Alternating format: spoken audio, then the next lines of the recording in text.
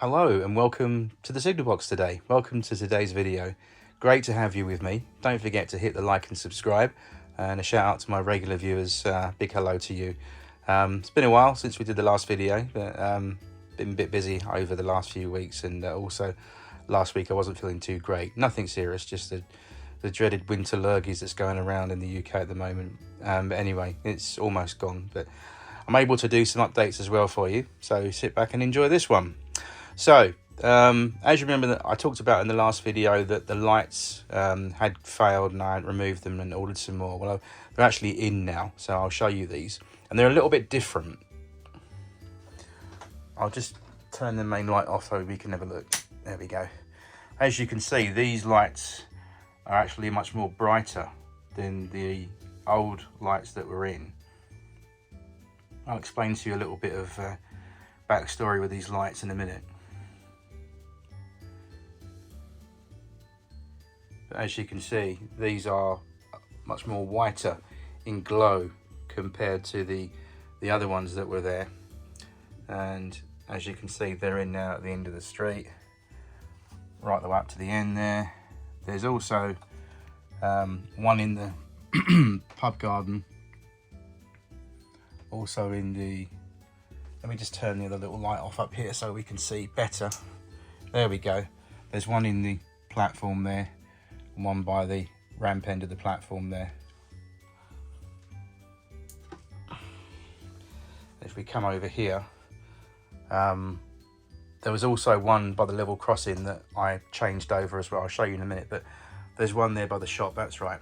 But what I noticed was that with these lights, had a bit of a problem because I failed to realise that the lights I've got over there, as you can see, that are lit up in the station in the village area, they're different. They're different in glow, but also I bought those on Amazon. These ones I bought on eBay. Both came from China, but the eBay ones, I didn't realise they were of a lower voltage. So what happened was, I got a pack of 20.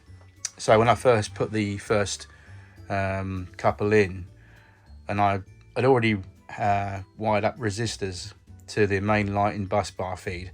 So basically all I had to do was physically just install the lights, reinstall them where the old ones were, reattach the new wires to the old legs, and there we go. And it wasn't as simple as that, because apparently they needed separate resistors as well, and they all went pop, much to my dismay. So I had to basically use the remaining lights and then put individual resistors on the end of these ones that go up to the bus bar underneath.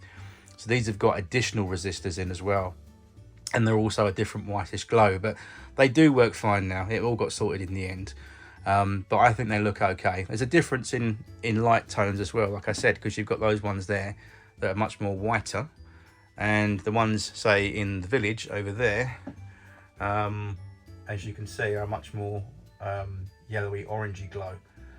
But then here's the thing, I'll just put the big light on again to show you something. The new lights that I put in as well, I ordered some more because these ones ended up blowing. It left me with quite a few short, so I needed some more to do. So I thought, you know what, let's order some more lamps. And what I failed to realise, schoolboy error, that the lights over there in the village and the station area, they were from Amazon, whereas these ones I ordered from eBay. So surprise, surprise, as you do, you go on your Amazon account and you look in your basket at your previous orders, and hey presto, there were these lights. So you notice what this one here that I've put in by the level crossing, by the crossing keeper's house, automatically it's got a different tone of glow compared to the one outside the shop there. You can see that in the camera shot by contrast. Also, the ones that I ordered from Amazon, I'll bring the camera down to the little table here in front of me. You can see here are the ones that I got from Amazon. Now, I'm going to say straight out off the bat, these are really, really, really good quality lamps. These are excellent. You get them in the pack just like this, as you see before you. One has a red lead, and one has a plain bare wire. and basically that's how you wire it up. And if you wire it one way around, it won't work. The other way around, it will. But what you've got to do, obviously, you've got to fit resistors to these. They don't come with resistors, but it's advisable that you connect them with resistors. But I mean, these are also chunky. They're much more chunkier and bigger than, say, those little ones here. These ones are quite thin and small, like in comparison, as well as the tone of light. But if we look over here at these ones, as you can see, these are much more chunkier, but they're nicer. I do like these. I'm very, very, very pleased with these. These obviously, these are spares. These are ones that all work brand new. I just haven't got space to put these in, so I'm going to keep these as spares should we get one blow. But also I'll keep it for the new layout that maybe in a couple of years time down the line will happen when I move house next year, hopefully. Then they'll come in handy. Either way, we've got loads of spares, so that's always a good thing. But very pleased with these from Amazon, and the dispatch time was only a couple of days, not blinking 2 weeks. So schoolboy error. I should have gone to Amazon, looked in my basket from previously and thought, I know where to go now for my lamps. So yep, they're on Amazon. Just search on Amazon for model railway lights and you'll see these. Very, very reasonably priced and very quickly shipped in the UK as well. So I've also put some additional lights in, which I'll take you with the camera now up to baseboard level. So here we go. We've now got 3 lamps on the canal bank. So I think that looks quite nice there. Very pleased with those. Again, as you can see from that shot there, if I hold the camera reasonably steady, they look nice, but they are more chunkier than the other street lamps. But I like the look of these. They have got quite a character to them. I do like those. And again, if you get these for your model railway, you don't have to have them this black colour. You can paint these very carefully, but I think these look great in the wrought iron black sort of finish. So now our little fisherman can do a little bit of evening fishing there with the old lamps there by the side of the canal. The plan is I'm going to get some of that. It's by Woodland Scenic, great American company, fantastic American company called Woodland Scenic. I've got all their Woodlands Scenic range mostly for the layout in terms of scatter and vegetation and lichen material. But I need to get some realistic water, the thick, gluey, gunky stuff that it's basically resin. And when you pour it on or you paint it on, whatever you want to do, it does cure pretty quickly, and you can build it up in layers, and you can scenic material between layers and all kinds of cool effects that you can do. So I'm going to get a tub of that. It's not too cheap, but it's worth it when I get it. And I think I'll give this canal basin a little bit of a makeover as well, with some more deeper depth of water, which I think would look great. Another little idea for the future. But anyway, very pleased with the lights so far. So you've got those there, and like I said, the ones down the street are all lit up, as you can see from that there. Very pleased with those. Okay, let's just pause a moment, grab yourself a cup of tea or coffee, and we'll get on with running some trains. Okay, so first up on track 1, I think we'll get this class 25 freight away. It's a mixed freight, so we've got some vans, some open wagons and some TTAs on the back. And I've tried to keep it as vintage as best as possible. So in terms of vintage, these are all sort of 1978/79 Hornby catalogue range wagons. The Kellogg's vans on the front, the horse box van or cattle van, the Bannock coal wagons, the Northdown Grimsby fish wagons, and the TTAs on the back, and the 20-ton brake van right on the end of the train there. Makes for a good sight, doesn't it, going around the railway today?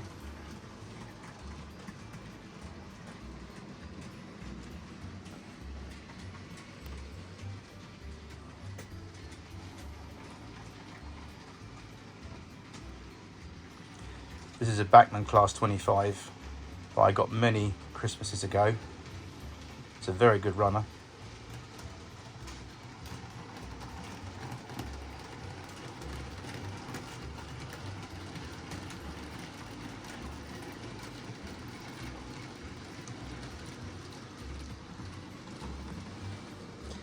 And then on track number 2, we've got 4472, very famous engine, Flying Scotsman. This is the National Railway Museum edition. Paul and Naraka Gresley's coming around on track 2 now. And away she went.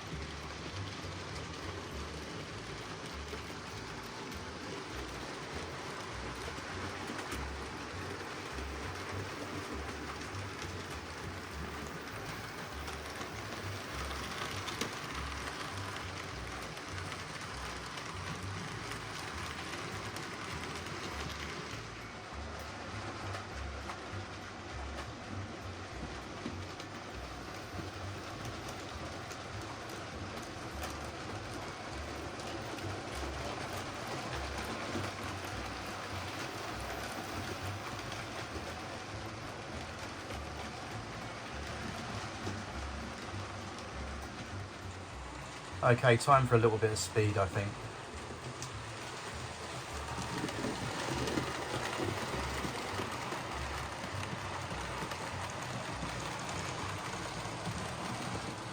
Something about the Gresley A4s that just capture the imagination of speed when it comes to steam locomotives, and these model A4s are no exception. This is a Hornby A4, this is Merlin, one that I've quite reasonably weathered to a certain extent, but not overly scrapyard weathered sort of thing, but I've made it look quite grimy, and that's the way I wanted this one to look, because I think I mentioned in one of the previous videos when I showcased it on the layout that I wanted to make an A4 look like it was in its last few months of its swan song on the East Coast main line before it was withdrawn, and this one is no exception. This is what I want to capture.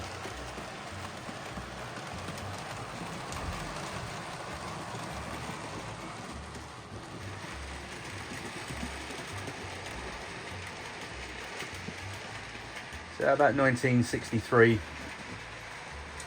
in its last few months operation, Merlin.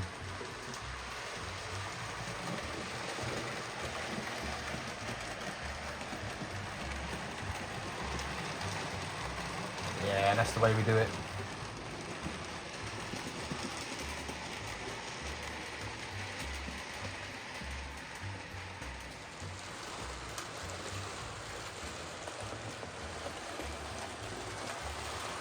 So this is, like as mentioned, a Hornby A4 that's had many enhancements added to it, including real coal, a tarpaulin that I've made for between the cab and the tender, a firebox glow, and obviously a footplate crew. I think I just need to stick some headlamps in the front, to be honest, and we're good.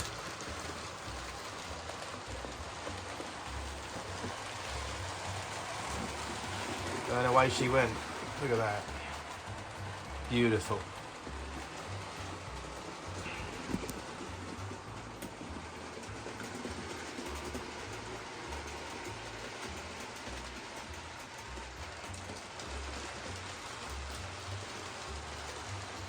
You can still see it's Brunswick green colour underneath, but the reality is, towards the end of steam in real life, if you ever look at photographs or moving images of steam in Great Britain about 1962-63, towards the end of steam really, on some regions. I mean, I know the Southern didn't finish steam until 1967, but on British railways generally, certainly the East Coast Main Line, the A4s were replaced by the Class 55 Deltics, the mighty diesels that cut the running time between London and Scotland, Edinburgh, quite significantly.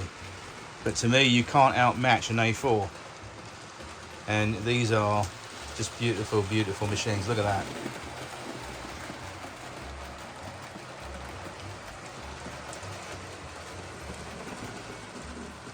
I always get a little bit emotional when I see these things running on my railway, because they are just such iconic machines, steam-wise. You get all sorts of shapes and size steam engines these days in model form based on the prototypes, but these things never go out of fashion. They just look so good.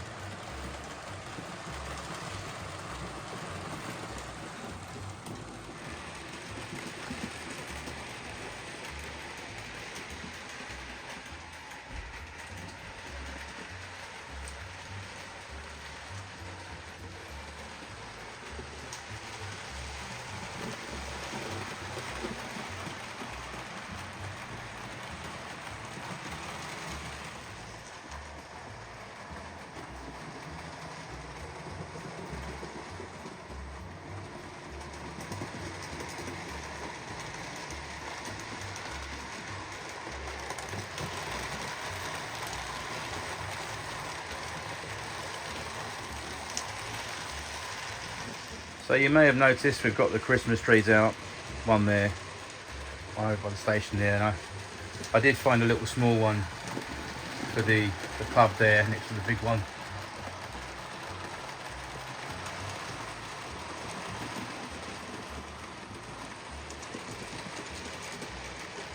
That little Christmas tree there next to the telegraph pole, believe it or not, that started out as a bottle cleaner on a long bit of pipe that I cut down, obviously, and then coloured and decorated.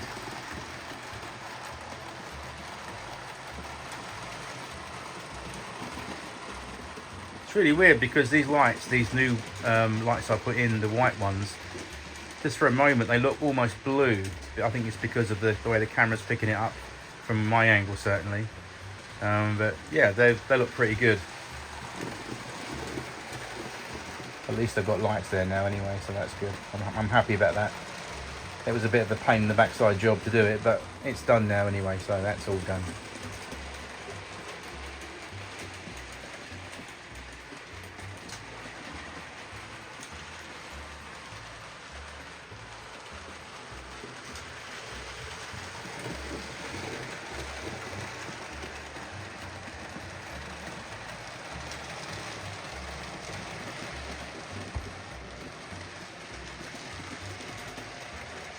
So on track 2, I've got the Class 25 trundling its way around the railway. Merlin's still doing its thing, going for the world speed record.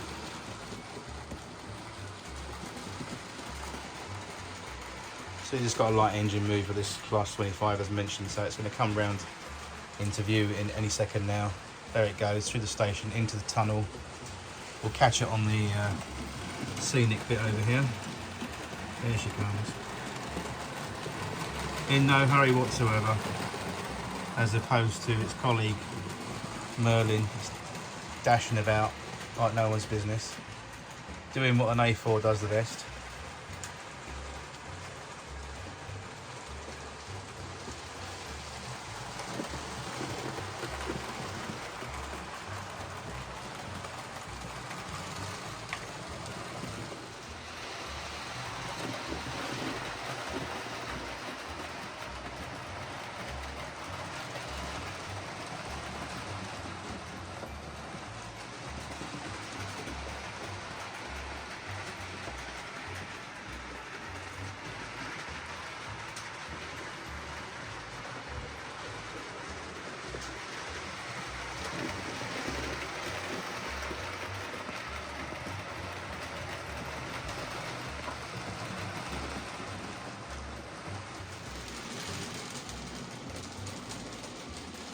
This is the EFE first edition underground trains, the 1938 stock that I modified myself from Radley Models motorising kits. This is not the Bachmann EFE rail one. This is the first generation one that I did. It's a little bit chonky, but for my first ever modification on one of these, I was quite happy with it at the time. It runs reasonably well. I don't get it out that often, but I thought I'd get it out today. Streamline meets streamline.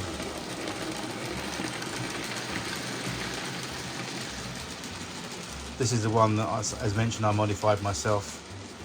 It's got two 10 Shodo WB12, I think, or the 24s, wired up in series on the lead driving car as per prototype.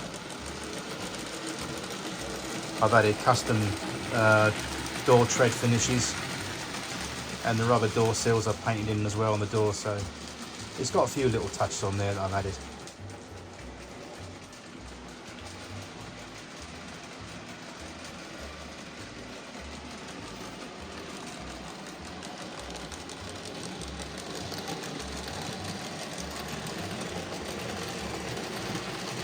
Clattering across those points there.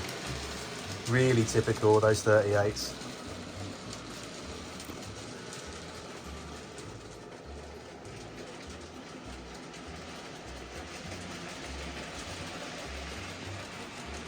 Just want to get one more shot of it going across the diamonds there.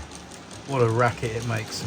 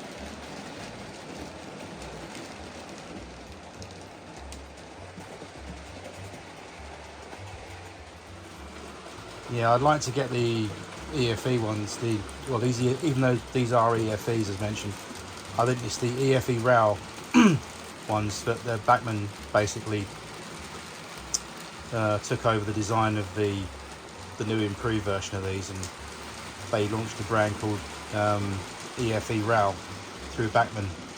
And the Bachmann ones have got their internal lights and the directional lights in the front, way better motors, and it's more smoother. But the only gripe is I don't like with that Bachmann EFE rail version of the 38s is that the bogies sit way too high underneath the bodies, and they haven't got the correct couplings on the front. They're wedge lock couplings. That's just me. When I first saw them come out, but they look like they're sitting on what's called accommodation bogies. When they go into the workshop, they put them on these temporary bogies to jack them up. They look like that, whereas my version, the bogies sit nice and neat underneath the body frame. They're low slung, as they should be, as you can see there with the shoe beams. That's how they should look. But the EFE ones, you can see the blinking wheels, which is not too great. But I like my little version anyway. It only comes out once in a while, and it is near Christmas almost, so why not?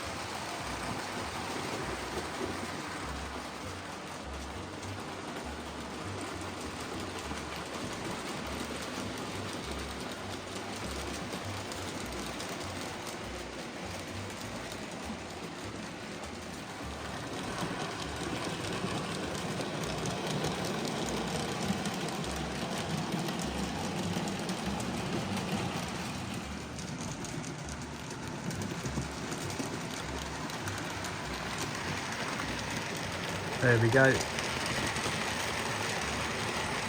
Shades of the higher Barnet branch of the Northern Line of the 1950s.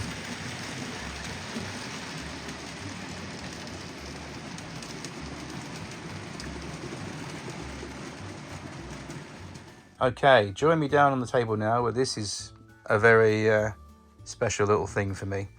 All my engines are special, but this one, it's not much to look at. It is really the definitive example of a toy train.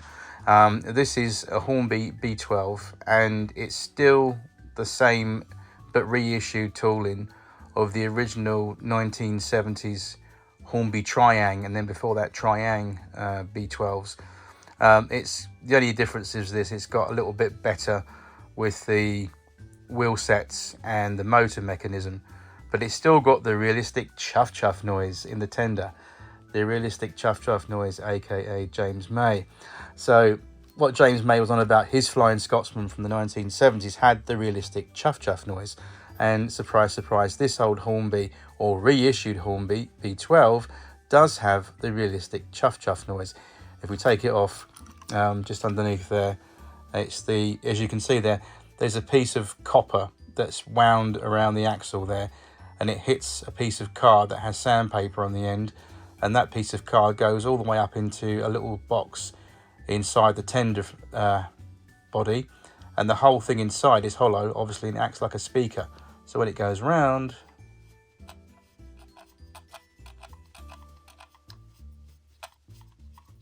it sounds better when it's on the track, but there's the realistic chuff noise. A very novel idea from Hornby from the 1970s.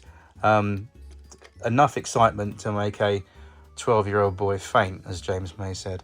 But anyway, it was a great idea, a little gimmick from Hornby, and they were always throwing in little things like that sometimes on their models, and this is no exception. Like I said, it's a little toy train. To me, it's a very toy trainy kind of model train.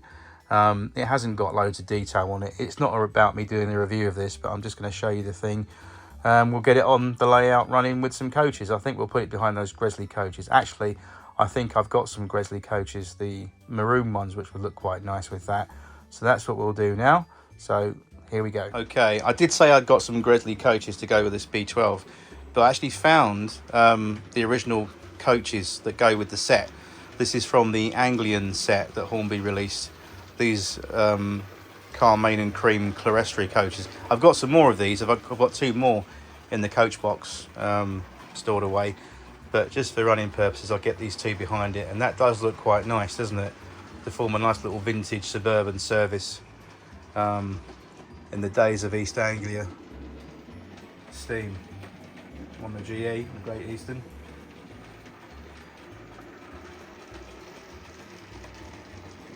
And it's that Great Eastern blue colour. It's actually even got printed on the front in very small detail a 30A plate, which is of course Stratford. So that's a Stratford engine, Stratford B12. And it looks quite nice with those suburban coaches behind it. A nice little train, I think.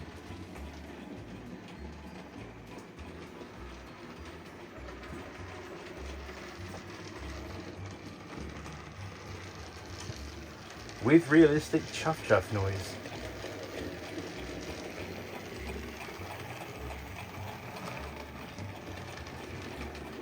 I actually added some weight in that tender. I had some lead, put some more lead weight inside the tender body to weigh it down, because it was way too light for my liking and it was jumping about too much. So that always helps, a little bit of additional weight you can put inside your tender bodies.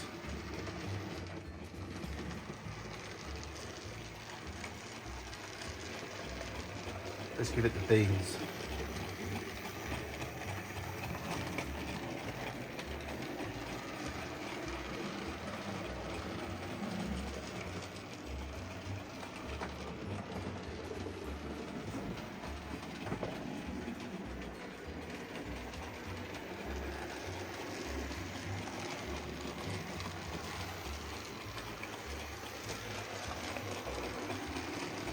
It's a little bit like James from Thomas the Tank Engine. I think James was based on a B12 when they came up with the idea for that. in the books for the Reverend W. Aldrin, and then later on the models. I think if you asked me if I had the chance to actually own or buy any of the Thomas range, if you ask me a question which is better, Bachmann or Hornby, I think Bachmann are the more accurate models. So I was looking the other day online, I was looking at a Bachmann Gordon, and it is really an identical model that is exactly a good representation of the series, and more so the books that I grew up with. So if I had a choice, I think I'd go for the Bachmann Thomas series, and they still actually make the Thomas and Friends locos and bits and pieces, as opposed to Hornby. They stopped making it. But yeah, I think James was based on a B12, I think, or it might have been Edward. Yeah, that's it, Edward. Everyone's shouting at me, it's not James, it's Edward. Yeah, Edward, you're quite right.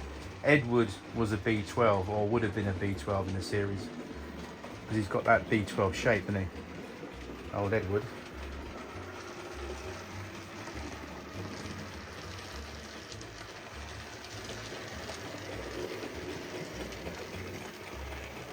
That driver's giving it the beans, look at that.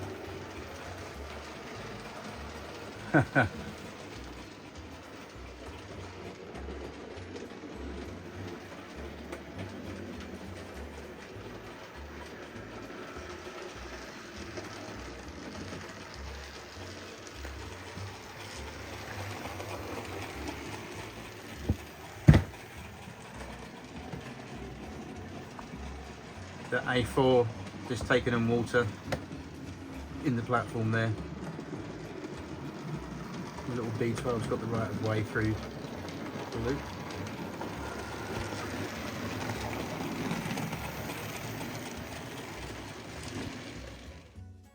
Okay, so we've got the B12 in the loop there. It's got the signal. It's just dropped off from the platform there to change with the mainline service next to it. And here we say goodbye. So thank you very much for watching the video today. I know it hasn't been loads and loads of trains today, so I do apologise. That we'll try and do better next time. We'll get some more things running. Yeah, I rely on you guys as well. You guys obviously watch the videos and you obviously enjoy them and give them the thumbs up and all that good stuff. But if there's anything that you want to see running, like you want to see, can you do more freight workings? Can you do an engineering train? Can you do a ballast train? Can you do, I don't know, whatever you want to see running on the railway. If I've got it, I'll definitely get it out and run for you. So leave your requests below if you'd like to do that. In the meantime, I will say farewell. Thank you very much for watching the video today. Don't forget to hit the like and subscribe, and I'll see you soon on another episode of The Signal Box. Take care and thanks for watching. Bye bye now.